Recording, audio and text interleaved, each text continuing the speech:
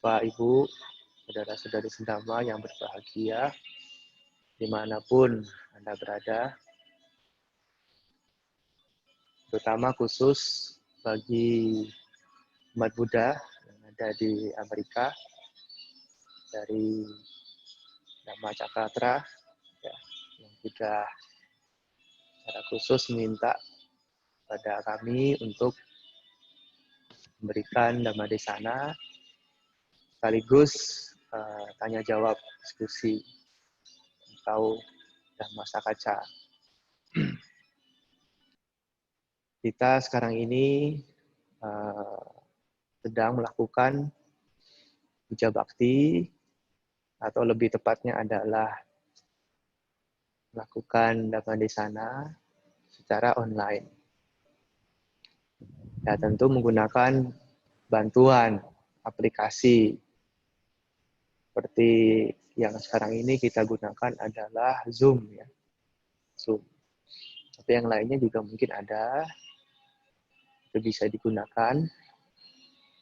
Dan seperti biasa pada hari Minggu, kita bersama-sama melakukan puja bakti di wihara masing-masing.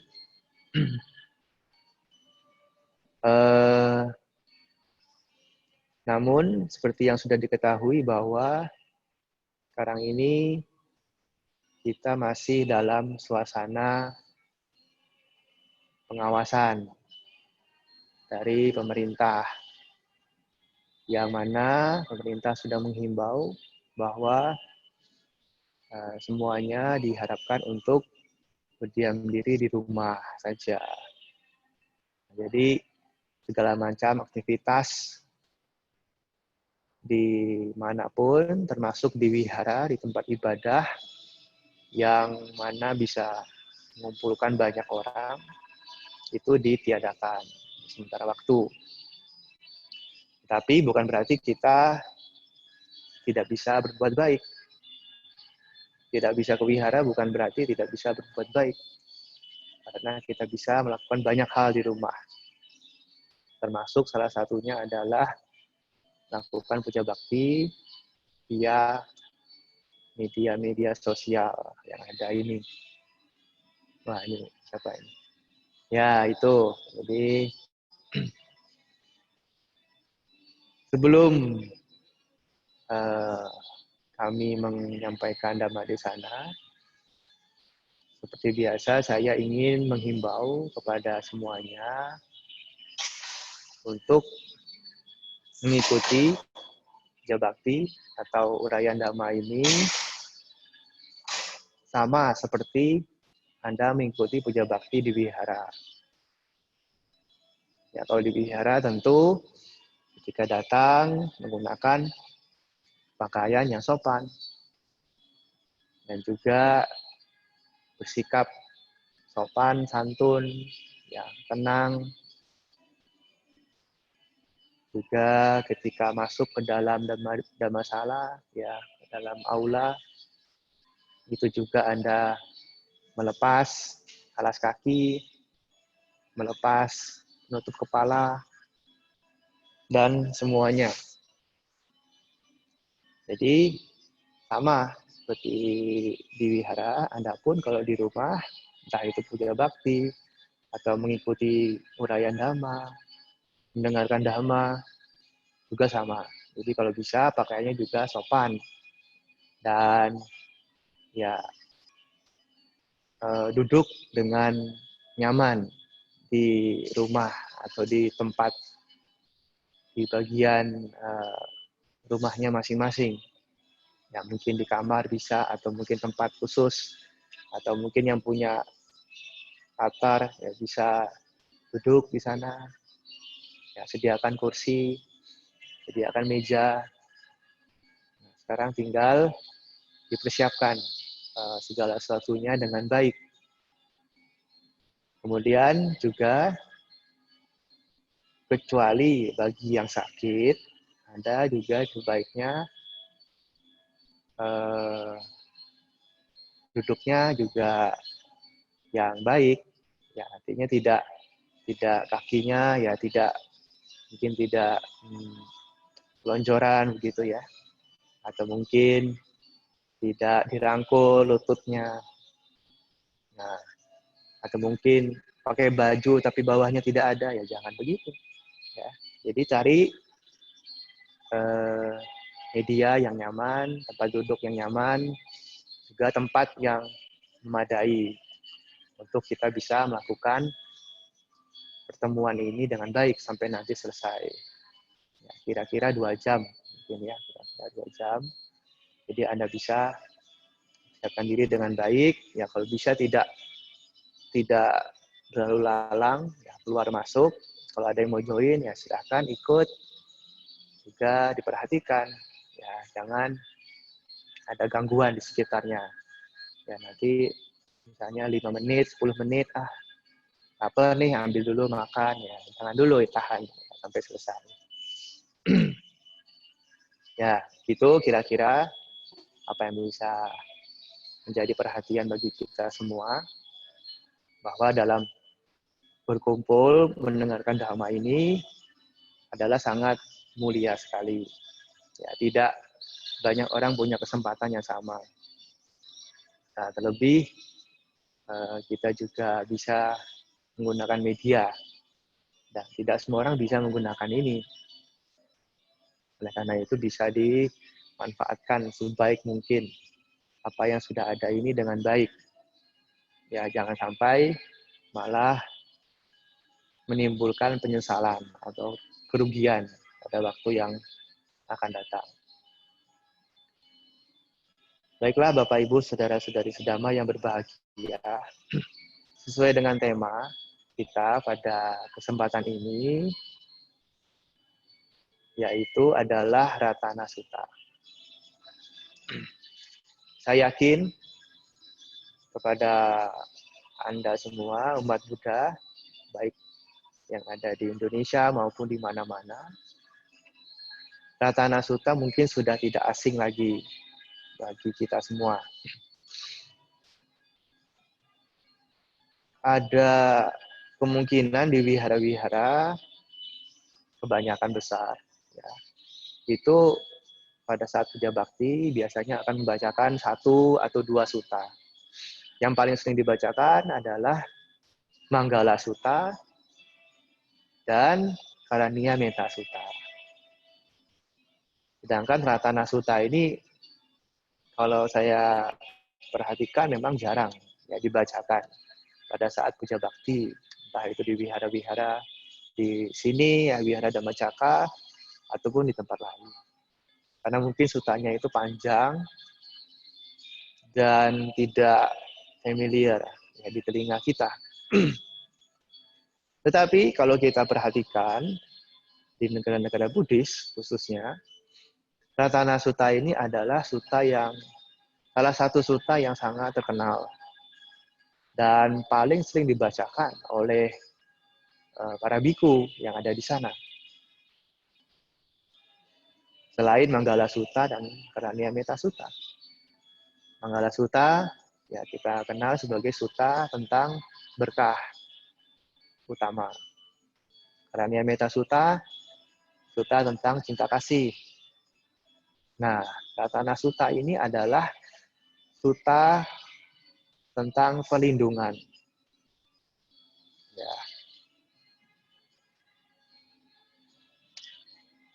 The Discourse of Protection. Jadi, lebih gampangnya itu disebut parita perlindungan. Ya, lebih mengarah kepada perlindungan terhadap segala sesuatu yang tidak baik. Segala sesuatu yang bisa menimbulkan bencana, malapetaka, musibah. Maka dari itu, sekarang ini Ratana Sutta sekarang lagi naik ya. Lagi menjadi trending topik di mana-mana.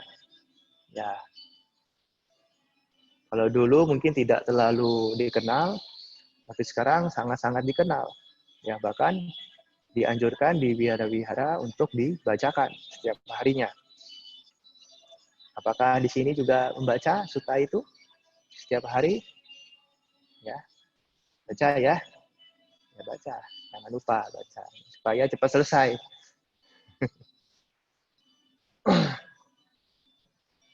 Kalau di wihara kami juga sama, ya di sini kami para biku juga membacakan setiap harinya Ratana Sutta. Dan bahkan di wihara-wihara lain itu bahkan ada yang sampai membacanya sampai 9 kali ya. Satu hari 9 kali, ada yang 18 kali, 36 kali, dan lain-lain. Jadi berkali-kali diulang-ulang. Nah, ini adalah kebiasaan Buddhis. Kalau di negara-negara Buddhis seperti di Sri Lanka itu membaca Ratana Sutta pada hari-hari tertentu, misalnya pada saat menjelang Waisak, itu bisa dibacakan sampai 7 hari berturut-turut. Ya, non-stop 7 hari. Jadi memang Ratana Sutta ini sangat penting bagi kehidupan kita, dan kalau kita sejenak membaca sejarahnya, apakah di sini semua sudah tahu? Saya yakin mungkin sebagian besar sudah mengetahui bagaimana sejarah Ratana Sutta yang ketika itu ada bencana besar di kota Vesali yang terjadi pada saat kehidupan Guru Agung kita, Buddha Gautama. Ada 3 bencana yang merebak saat itu, yaitu bencana kelaparan, bencana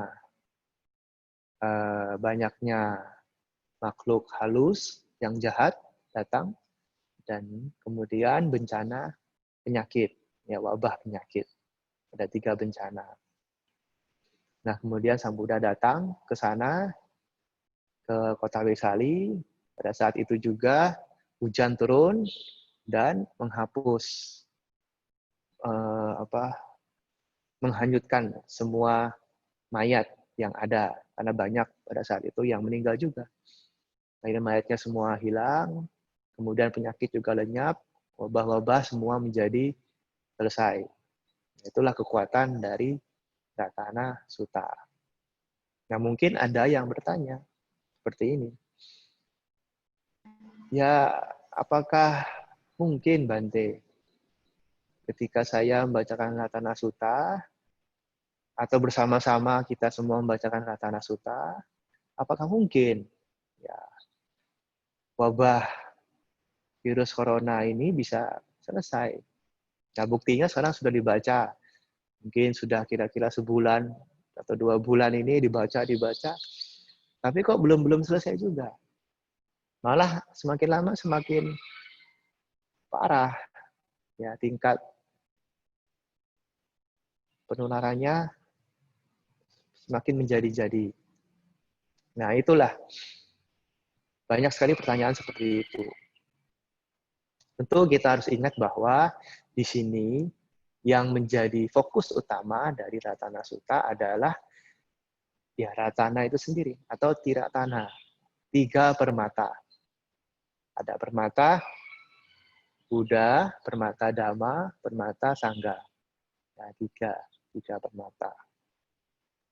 Nah, ini yang menjadi fokus utamanya. Dan kalau kita lihat di situ, Sang Buddha sendiri yang mengucapkan. Ya, Sang Buddha sendiri yang mengucapkan Ratana Sutta. Bukan orang lain. Yang dimana di dalam sutta itu kita bisa melihat total ada 17 syair. Ya, kalau Anda ada buku kitab suci Tipitaka, ada? Mungkin yang bawa buku Parita, ya seperti ini mungkin buku Parita.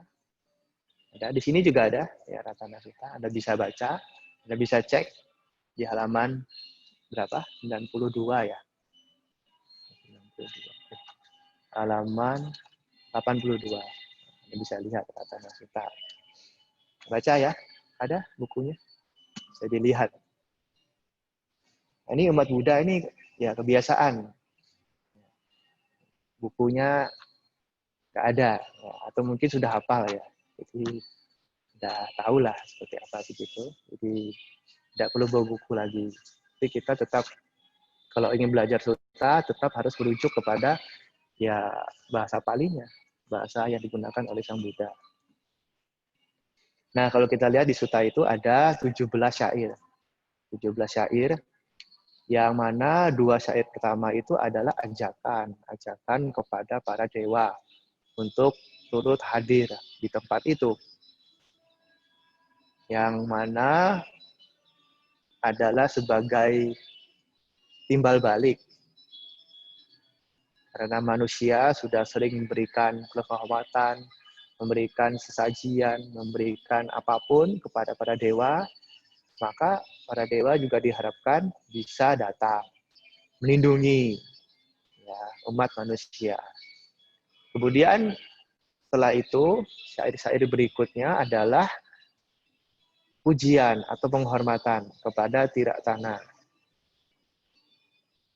Nah, di sana juga ada di dalam slide. Anda juga bisa melihat ya. Bisa lihat itu tidak? Dalam slide ini bisa dilihat isi dari Ratana Sutta. Nah, jadi 2 syair pertama, kemudian 12 syair berikutnya adalah penghormatan kepada kualitas-kualitas kebajikan dari Tiratana. Dan 3 syair yang terakhir itu adalah ungkapan kebahagiaan ya dari Dewa Saka. Dewa Saka. Tetapi ada satu yang penting di sini saya ingin menggarisbawahi adalah setiap isi atau inti dari Ratana Sutta yang mana di situ adalah penghormatan kepada Buddha dan Manasangga. Semuanya itu ada kata atau ada kalimat etena sacena suwati hotu. Etena sacena suwati hotu. Jadi ya terjemahannya di situ bisa dilihat demi kebenaran ini semoga kita semua mendapatkan kebahagiaan dan kesejahteraan. Jadi yang menjadi fokusnya adalah sacena. Sacena itu adalah kebenaran. Dengan adanya kebenaran ini, kebenaran apa? Kebenaran yang telah dilakukan oleh Sang Buddha. Jadi kekuatan saca, ya kekuatan kebenaran itulah yang sebetulnya melindungi. Kenapa demikian? Karena Sang Buddha ya, sejak beliau melakukan aditana atau bertekad ingin menjadi Buddha, ya pada saat dulu menjadi Petapa Sumedha, ya Bodhisatta, beliau bertekad ingin menjadi Buddha selama waktu yang sangat lama, 4 asangkaya kapa, 100.000 kapa. Di sana, ya selama kehidupannya menjadi Bodhisatta itu, beliau dikatakan, ya itu mematuhi satu etika moral. Satu, ini yang betul-betul dijaga dengan baik. Yaitu beliau akan mengatakan sesuatunya dengan benar. Artinya tidak berbohong. Artinya betul-betul menjaga sila yang keempat, yaitu tidak berbohong. Jadi selama kehidupannya itu beliau sama sekali tidak pernah berbohong. Itu yang dijaga betul-betul. Nah dengan kekuatan saca ini, dengan kekuatan kebenaran ini, maka ya beliau itu seperti menyampaikan aspirasi ya, seperti itu. Jadi dengan kekuatan kebenaran ini, semoga kita semua mendapatkan kebahagiaan, kesejahteraan. Jadi kekuatan kebajikan dari kebenaran itulah yang sebetulnya melindungi.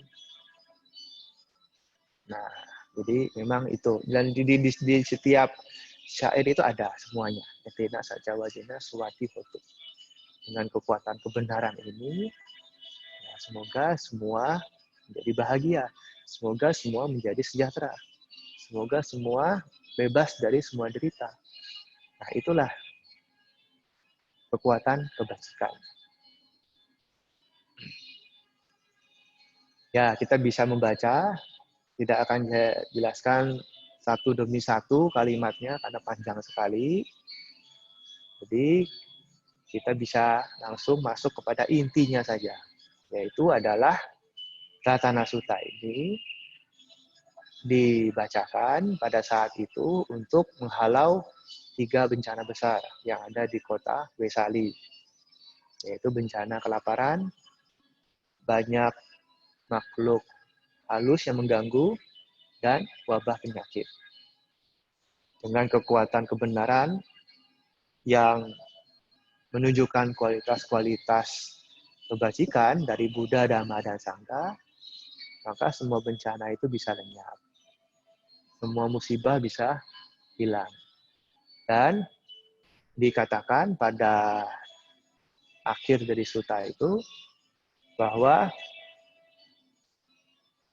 ada banyak orang setelah selesai membabarkan sutta, ada banyak makhluk ya yang mencapai kesucian. Jadi dikatakan pada saat selesai itu ada 84.000 makhluk yang mencapai kesucian. Dan kemudian untuk berjaga-jaga ya ke depannya supaya tidak ada bencana lagi, maka Sang Buddha kemudian mengulang sutta yang sama selama 7 hari berturut-turut. Jadi selama 1 minggu itu diulang Ratana Sutta. Setiap kali diulang, besoknya diulang sampai 7 hari. Jadi kalau di total ya, 84.000 mencapai kesucian, besoknya nanti diulang lagi, ada lagi 84.000 makhluk yang mencapai kesucian, bukan hanya manusia, tapi juga dewa-dewa, banyak yang datang. Jadi kalau di total itu ada 84 kali 7, 588.000 makhluk yang mencapai kesucian. Nah, inilah sesungguhnya kebajikan utama dari Ratana Sutta. Bukan hanya menyingkirkan bencana, wabah, malapetaka, tapi juga bisa membuat makhluk-makhluk melihat Dhamma. Ya, bebas dari penderitaannya, bebas dari duka, dan mencapai kesucian. Saya kira itu pengantar dari saya, karena ini masih ada pertanyaan, ya saya bisa memberikan waktu untuk kita bisa berdiskusi Dhamma.